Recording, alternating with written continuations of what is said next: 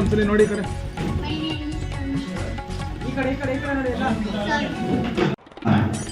ಮಾರ್ತಿ medical sir ನಮ್ಮ ಮಧ್ಯದಲ್ಲಿರುವಂತಹ ಚುನಾವಣೆಯಲ್ಲಿ ಮುಂದಿನ ಕಾಲಘಟ್ಟದಲ್ಲಿ MLA ಆಗುವಂತಹ ನರೇಂದ್ರ ಬಾಬು ಸರ್ ಅಂದರೆ ಅವರಿಗೆ ಸನ್ಮಾನದ ಮುಖಾಂತರ ಗೌರವಿಸೋಣ.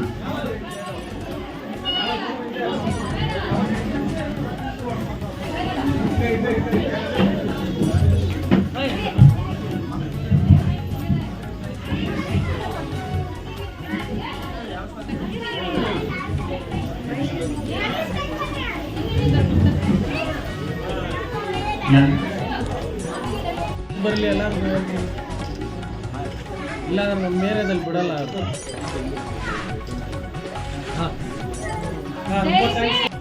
ನಮ್ಮ ಬೆಂಗಳೂರು ಜಿಲ್ಲಾ ಸಂಘಟನೆ ಮತ್ತು ಗಾಂಧಿನಗರ ಭೀಮ್ ಆರ್ಮಿ ಸಂಘಟನೆ ಮತ್ತು ಮಹಾಲಕ್ಷ್ಮಿ ಲೇಔಟ್ ಮತ್ತು ಯಶವಂತಪುರ, ಸೊ ಈ ಎಲ್ಲ ಸಂಘಟನೆಗಳು ಇವತ್ತು ನಮ್ಮ ಭೀಮ್ ಆರ್ಮಿಯ ಎಲ್ಲ ಬೆಂಗಳೂರು ಜಿಲ್ಲಾ ಸಂಘಟನೆಯ ಅಂಡರಲ್ಲಿ ಬರ್ತವೆ. ಎಲ್ಲ ಸಂಘಟನೆ ಎಲ್ಲರೂ ಸೇರಿಕೊಂಡು ಇವತ್ತು ಸ್ವಾತಂತ್ರ್ಯೋತ್ಸವ ದಿನಾಚರಣೆ, 79ನೇ ಸ್ವಾತಂತ್ರ್ಯೋತ್ಸವ ದಿನಾಚರಣೆ ಮತ್ತು 10ನೆಯ ಭೀಮ್ ಆರ್ಮಿಯ ವಾರ್ಷಿಕೋತ್ಸವ ದಿನಾಚರಣೆಯನ್ನು ಇವತ್ತು ಬಡ ಮಕ್ಕಳಿಗೆ, ಪೌರ ಕಾರ್ಮಿಕರ ಮಕ್ಕಳಿಗೆ ಶಾಲೆಯ ಒಂದು ಪುಸ್ತಕಗಳ ಬ್ಯಾಗ್, ಮಕ್ಕಳಿಗೆ ಸ್ಕೂಲ್ ಬ್ಯಾಗು, ಜೊತೆಗೆ ನಿರ್ಗತಿಕರಿಗೆ ಬೆಡ್ಶೀಟ್ಗಳನ್ನು ಕೊಡೋದು ಒಂದು ಕಾರ್ಯಕ್ರಮ ಹಮ್ಮಿಕೊಂಡಿದ್ದೀವಿ. ಜೊತೆಗೆ ಇವತ್ತು ಒಂದು ಹೊಸ ಪದಾಧಿಕಾರಿಗಳು, ನಮ್ಮ ಭೀಮ್ ಆರ್ಮಿ ಸಂಘಟನೆಗೆ ಪದಾಧಿಕಾರಿಗಳ ನೇಮಕಾತಿ ಕೂಡ ಇವತ್ತಾಯಿತು. ಜಿಲ್ಲಾ ಮಟ್ಟದಲ್ಲೂ ಕೂಡ ನೇಮಕಾತಿ ಆಯಿತು ಮತ್ತು ಗಾಂಧಿನಗರ ವಿಧಾನಸಭಾ ಕ್ಷೇತ್ರದಲ್ಲೂ ಕೂಡ ನೇಮಕಾತಿ ಪತ್ರ ವಿತರಿಸಲಾಯಿತು. ಜೊತೆಗೆ ಹೊಸದಾಗಿ ಯಶವಂತಪುರ ವಿಧಾನಸಭಾ ಕ್ಷೇತ್ರದ ಅಧ್ಯಕ್ಷರಾಗಿ ಕೂಡ ನಾವು ನೇಮಕಾತಿ ಮಾಡಿದ್ವಿ ಮತ್ತು ನಮ್ಮ ಭೀಮ್ ಆರ್ಮಿ ಜಿಲ್ಲಾ ಘಟಕದ ಕಾನೂನು ಸಲಹೆಗಾರಾಗಿ ಅಮರವ್ರನ್ನು ಕೂಡ ನೇಮಕಾತಿ ಮಾಡಿದ್ದೀವಿ. ಇವತ್ತು ನಮ್ಮ ಈ ಒಂದು ಕಾರ್ಯಕ್ರಮ ಭಾಳ ಅಚ್ಚುಕಟ್ಟಾಯಿತು. ಎಲ್ಲ ಕಾರ್ಯಕರ್ತರು ಭಾಳ ಆರ್ಗನೈಸ್ಡ್ ಆಗಿ ಇವತ್ತು ಮಾಡಿದ್ದು. ಒಂದು 100 ಮಕ್ಕಳು ಇವತ್ತು ಬಂದಿದ್ದರು. 100 ಮಕ್ಕಳಿಗೆ ಸ್ಕೂಲ್ ಬ್ಯಾಗ್ ಕೊಟ್ಟಿದ್ದೀವಿ ಮತ್ತು ಒಂದು 200 ಜನಕ್ಕೆ ಇವತ್ತು ನಿರ್ಗತಿಕರಿಗೆ ಬೆಡ್ಶೀಟ್ಗಳು ಕೊಡೋದು ಮತ್ತು ಅವರಿಗೆ ಫುಡ್ ಕೊಡೋದು ಇವತ್ತು ನಾವು ಹಮ್ಮಿಕೊಂಡಿದ್ದೀವಿ. ಈ ಎಲ್ಲ ಕಾರ್ಯಕ್ರಮ ನಮ್ಮ ಪ್ರದೀಪ್ ಮತ್ತು ನಮ್ಮ ಶಾಂತಕುಮಾರ್ ಅಧ್ಯಕ್ಷರು ಮತ್ತು ನಮ್ಮ ವೇಲು ಅವರು ಮತ್ತು ಮೇಡಮ್ ಗೌರಿ ಅವರು, ಆಮೇಲೆ ನಮ್ಮ ಅನಿಲ್ ಅವರು ಮತ್ತು ದರ್ಶನ್ ಅವರು ಎಲ್ಲರೂ ಸೇರಿಕೊಂಡು ಭಾಳ ಅಚ್ಚುಕಟ್ಟಾಗಿ ಇವತ್ತು ಕಾರ್ಯಕ್ರಮ ಆರ್ಗನೈಸ್ ಮಾಡಿದ್ದಾರೆ. ಇದು ಒಂದು ಸಮಾಜಕ್ಕೆ ನಮ್ಮ ಕೊಡುಗೆ ಕೊಡುವಂಥ ಒಂದು ಕೆಲಸ. ಮತ್ತು ಇವತ್ತು ಅವೇರ್ನೆಸ್ ಕೂಡ, ಭಾಷಣ ಕೂಡ, ಸ್ವಾತಂತ್ರ್ಯ ಬಂದು 79 ವರ್ಷ ಆಯಿತು. ಏನು ನಾವು ಸಾಧನೆ ಮಾಡಿದ್ದೀವಿ ನಮ್ಮ ದೇಶ 79 ವರ್ಷದಲ್ಲಿ. ಜೊತೆಗೆ 10 ವರ್ಷ ನಮ್ಮ ವಾರ್ಷಿಕೋತ್ಸವ ಆಯಿತು. ಈ 10 ವರ್ಷ ವಾರ್ಷಿಕೋತ್ಸವದಲ್ಲಿ ನಮ್ಮ ಸಂಘಟನೆಯಿಂದ ಒಬ್ಬರು MP ಆಗಿದ್ದಾರೆ, ಅವ್ರಿಗೂ ಕೂಡ ಇವತ್ತು ಶುಭ ಕೋರಿದ್ದೀವಿ. ಅವ್ರ ಬಗ್ಗೆ ಕೂಡ ನಾವು ಹೇಳಿದ್ದೀವಿ ನಮ್ಮ ವಿಚಾರಗಳು. ಮುಂದಿನ ದಿನಗಳಲ್ಲಿ ನಮ್ಮ ಭೀಮ್ ಆರ್ಮಿ ಸಂಘಟನೆ ಇಡೀ ಬೆಂಗಳೂರಲ್ಲಿ 28 ವಿಧಾನಸಭಾ ಕ್ಷೇತ್ರಗಳಲ್ಲಿ ಕೂಡ ಇದು ನೇಮಕಾತಿಗಳನ್ನು ಮಾಡ್ತೀವಿ. ಜೊತೆಗೆ ಕರ್ನಾಟಕದಲ್ಲಿ ಒಂದು 22 ಜಿಲ್ಲೆಗಳಲ್ಲಿ ನಮ್ಮ ಭೀಮ್ ಆರ್ಮಿ ಸಂಘಟನೆ ಈಗ ಆಲ್ರೆಡಿ ಇದೆ. ಗುಲ್ಬರ್ಗ, ರಾಯಚೂರು, ಬಳ್ಳಾರಿ, ಬೀದರ್, ಬೆಳಗಾವಿ, ಕೊಪ್ಪಳ, ಬಳ್ಳಾರಿ, ಎಲ್ಲ ಜಿಲ್ಲೆಗಳಲ್ಲೂ ನಮ್ಮ ಭೀಮ್ ಆರ್ಮಿ ಸಂಘಟನೆ ಇದೆ. ಎಲ್ಲ ಕಡೆಯೂ ಈ ಥರ ಕಾರ್ಯಕ್ರಮಗಳು ಮಾಡ್ತಾಯಿದ್ದೀವಿ. ಬೇರೆ ರಾಜ್ಯಗಳಲ್ಲೂ ಕೂಡ ನಮ್ಮ ಭೀಮ್ ಆರ್ಮಿ ಸಂಘಟನೆ ಈ ಒಂದು ಕಾರ್ಯಕ್ರಮಗಳನ್ನು ಧ್ವನಿ ಇಲ್ಲದವರ ಪರವಾಗಿ ಧ್ವನಿಯನ್ನು ಎತ್ತುವಂಥ ಕೆಲಸಗಳನ್ನು ನಾವು ಮಾಡ್ತೀವಿ ಅಂತ ಹೇಳ್ತಾ, ಏನಿವತ್ತು ಭೀಮ್ ಆರ್ಮಿ 10ನೇ ವರ್ಷದ ವಾರ್ಷಿಕೋತ್ಸವ ಮಾಡ್ತಾ ಇದ್ದಾರೆ ಗಾಂಧಿ ಭವನದಲ್ಲಿ. ವಿಶ್ವಜ್ಞಾನಿ ಡಾಕ್ಟರ್ ಬಾಬಾ ಸಾಹೇಬ್ B.R. ಅಂಬೇಡ್ಕರ್ ಅವರು ಕಂಡಿರುವಂಥ ಕನಸನ್ನು ಮುಂದಿನ ದಿನಮಾನಗಳಲ್ಲಿ ಶಿಕ್ಷಣ, ಸಂಘಟನೆ, ಹೋರಾಟ, ರಾಜ್ಯಾಧಿಕಾರ ಪಡೀತಾರೆ. ಯಾಕಂದರೆ ಬಾಬಾ ಸಾಹೇಬ್ ಬಿ ಆರ್ ಅಂಬೇಡ್ಕರ್ ಅವರ ಸಂವಿಧಾನವನ್ನು ಬರೆದು ಒಂದು ಕಾಲ ಬರುತ್ತೆ, ನಿಮ್ಮ ಗೋಡೆಗಳ ಮೇಲೆ ಬರೆದಿಟ್ಕೊಳ್ಳಿ, ನಮ್ಮ ಜನರು ಆಳುವ ಜನರಾಗಿ ಬರುವಂತಹ ಯುವಕರಿದ್ದಾರೆ. ಇವಾಗ ಭೀಮ್ ಆರ್ಮಿ ಬಂದಿದೆ, ಕರ್ನಾಟಕದಲ್ಲಿ ಮುಂದಿನ ದಿನಗಳಲ್ಲಿ ರಾಜ್ಯಾಧಿಕಾರವನ್ನು ಆಳ್ತೀವಿ ಅಂತ ಹೇಳ್ಬಿಟ್ಟು ಈ ಮುಖಾಂತರ ಮೀಡಿಯಾ ಮುಖಾಂತರ ನಾವು ತಿಳಿಸ್ತಾ ಇದ್ದೀವಿ. ಧನ್ಯವಾದಗಳು. ಓಕೆ ಸರ್ ನಮಸ್ಕಾರ. ಏನು ಇವತ್ತು ಗಾಂಧಿ ಭವನದಲ್ಲಿ ತಾವು 79ನೇ ಇಂಡಿಪೆಂಡೆನ್ಸ್ ಡೇ ಮಾಡಿದ್ದೀರಾ. ಅದ್ರ ಜೊತೆಯಲ್ಲಿ ಭೀಮ್ ಆರ್ಮಿಯ 10ನೇ ವರ್ಷದ ವಾರ್ಷಿಕೋತ್ಸವ ಮಾಡಿದ್ದೀರಾ. ಏನು ಇವತ್ತು ನೀವು ಗಾಂಧಿನಗರ ಕ್ಷೇತ್ರದ ವಿಧಾನಸಭಾದ ಅಧ್ಯಕ್ಷರಾಗಿದ್ದೀರಾ. ಹಾಗಾಗಿ ತಾವು ಇವತ್ತು ಮಾಡಿರುವಂಥ ಕಾರ್ಯಕ್ರಮದ ಬಗ್ಗೆ ಸಮಾಜಕ್ಕೆ ತಿಳಿಸಿ ಸರ್.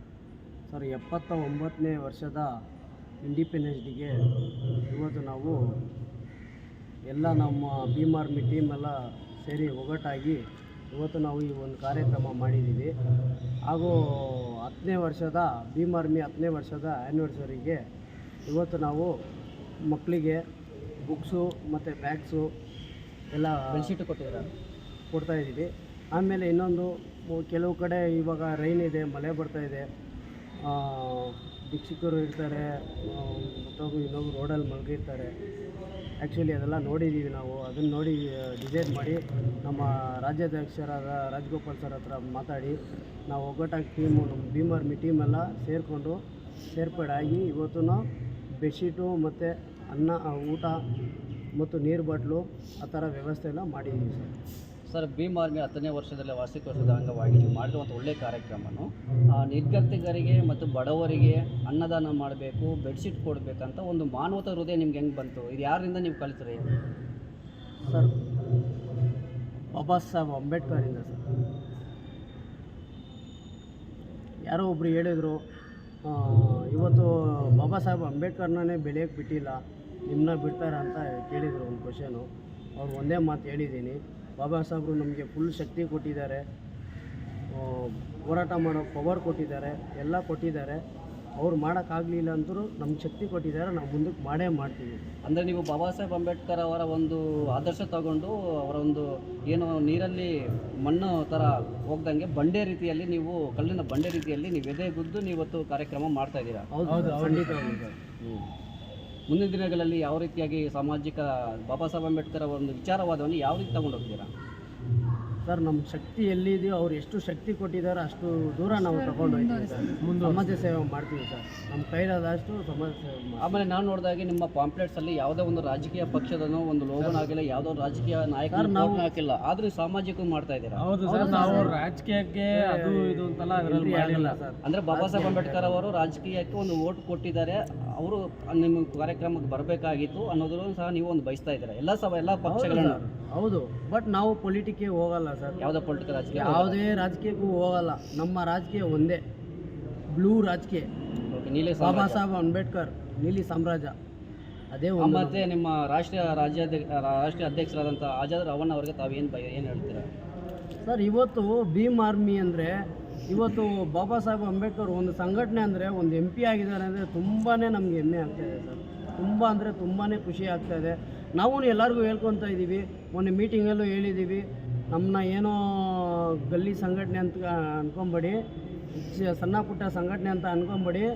ನಮ್ಮೂರು, ನಮ್ಮ ಚಂದ್ರಶೇಖರ್ ಆಜಾದ್ ರಾವಣ್ ಸರ್ ಇದ್ದಾರೆ, MP ಆಗಿದ್ದಾರೆ, ಪಾರ್ಲಿಮೆಂಟಲ್ಲಿದ್ದಾರೆ.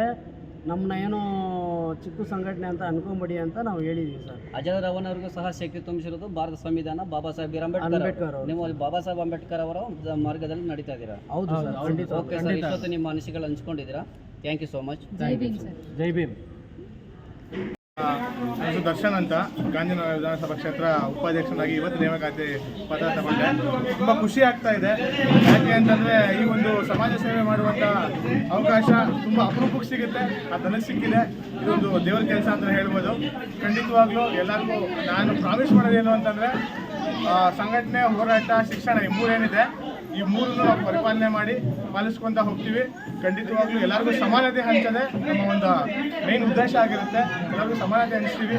ಹಾಗೂ ಹೀಗೆ ಇವಾಗ ನಾವು ಏನು ಮಾಡ್ತಿದ್ದೀವಿ ಕಾರ್ಯಕ್ರಮ, ಇವಾಗ ಇವತ್ತು ಹಮ್ಮಿಕೊಂಡಿದ್ದ ಕಾರ್ಯಕ್ರಮ ಏನು ಅಂತಂದರೆ, ಪೌರ ಕಾರ್ಮಿಕರ ಮಕ್ಕಳಿಗೆ ಒಂದು ಪುಸ್ತಕ ಕೊಡೋದಾಗಿರ್ಬೋದು, ಒಂದು ಬ್ಯಾಗ್ ಕೊಡೋದಾಗಿರ್ಬೋದು. ಯಾಕೆ ಅಂತಂದರೆ ನಮ್ಮ ಮೇನ್ ಉದ್ದೇಶ ಶಿಕ್ಷಣ ಅನ್ನೋದು ಎಲ್ಲರ ಕೈಗೆಟಕಬೇಕು, ಎಲ್ಲರ ಕೈಗೂ ಸಿಗಬೇಕು ಅನ್ನೋದು ನಮಗೆ ತುಂಬ ಅರ್ಥಕೊಳ್ಬೇಕು ಎಲ್ಲ ಜನ ಅನ್ನೋ ಒಂದು ಉದ್ದೇಶಕ್ಕೋಸ್ಕರ ಈ ಒಂದು ಕಾರ್ಯಕ್ರಮ ಆಯೋಜನೆ ಮಾಡಿದ್ದೀವಿ. ಇದಕ್ಕೆ ನಮ್ಮ ಭೀಮ್ ಆರ್ಮಿಯ ರಾಷ್ಟ್ರ ಸಂಘಟನೆಯ ರಾಜ್ಯಾಧ್ಯಕ್ಷರು ರಾಜಗೋಪಾಲ್ ಸರ್ ಅವರು ಬಂದಿದ್ದಾರೆ, ಹಾಗೂ ಪ್ರದೀಪ್ ಸಾಮ್ರಾಟ್ ಅವರು ನಮ್ಮ ಜಿಲ್ಲಾಧ್ಯಕ್ಷರು ಬಂದಿದ್ದಾರೆ, ಹಾಗೂ ನಮ್ಮ ಅಧ್ಯಕ್ಷರು ಶಾಂತಕುಮಾರ್ ಅವರು ಇದ್ದಾರೆ, ಮತ್ತು ನಮ್ಮ ವೇಲುಬಾಯಿ ಅವರು, ಇವರು ನಮಗೆ ಅಂತಂದರೆ ಸಲಹೆಗಾರರು ಅಂತಲೇ ಹೇಳ್ಬೋದು. ಎಲ್ಲದರಲ್ಲೂ ಅವ್ರು ಕೂಡ ನಮಗೆ ಸಪೋರ್ಟ್ ಮಾಡ್ತಾ ಇದ್ದಾರೆ. ಸೊ ಹೀಗೆ ನಾವು ಮುಂದಕ್ಕೆ ಖಂಡಿತವಾಗ್ಲೂ ಹೀಗೆ ಮಾಡ್ಕೊತ ಹೋಗ್ತೀವಿ. ನಿಮ್ಮ ಸಪೋರ್ಟ್ ನಮಗಿರಲಿ. ನಮ್ಮ ಮಾಧ್ಯಮ ಮಿತ್ರರಿಗೆ ತುಂಬ ಧನ್ಯವಾದಗಳು ಈ ಒಂದು ಕಾರ್ಯಕ್ರಮಕ್ಕೆ ಬಂದು ನಮಗೆ ಸಪೋರ್ಟ್ ಮಾಡ್ತಾ ಇರೋದಕ್ಕೆ, ಹಾಗೂ ಜೈ ಭೀಮ್ ಅಂತ ಹೇಳಕ್ಕೆ ಇಷ್ಟಪಡ್ತೀನಿ. ಧನ್ಯವಾದಗಳು. ನಮಸ್ತೆ, ನಾನು ಗೋವಿಂದ ವಿಧಾನಸಭಾ ಕ್ಷೇತ್ರದ ಅಧ್ಯಕ್ಷನಾಗಿ ಮಾತಾಡ್ತಾ ಇದ್ದೀನಿ ಭೀಮ್ ಆರ್ಮಿ ಸಂಘಟನೆಯಲ್ಲಿ. ಇದು ಇವತ್ತು ಗಾಂಧಿನಗರ ವಿಧಾನಸಭಾ ಕ್ಷೇತ್ರದಲ್ಲಿ ಒಂದು ಕಾರ್ಯಕ್ರಮ ಹಮ್ಮಿಕೊಂಡಿದ್ರು. ಅದಕ್ಕೆ ನಮ್ಮ ರಾಜ್ಯ ಅಧ್ಯಕ್ಷರು ರಾಜಗೋಪಾಲ್ ಸರ್ ಕೂಡ ಬಂದಿದ್ದರು. 10ನೇ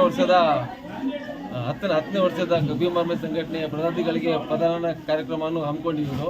ಈ ಸಂಘಟನೆಯ ಎಲ್ಲ ಉದ್ದೇಶ ಏನಂತಂದರೆ ಶಿಕ್ಷಣ ಮತ್ತು ಹೋರಾಟ ಮತ್ತು ನೊಂದವರ ಪರವಾಗಿ ನಿಂತ್ಕೋಬೇಕು ಅಂತ ನಾವು ನಮ್ಮ ಹೋರಾಟದ ಸಂಘಟನೆಯ ಪರವಾಗಿ ನಿಂತ್ಕೊಂಡು ಮಾತಾಡೋಕ್ಕೆ ಇಷ್ಟಪಡ್ತೀವಿ. ನನ್ನ ಹೆಸರು ಅಲ್ತಾಫ್ ಖಾನ್. Thank you.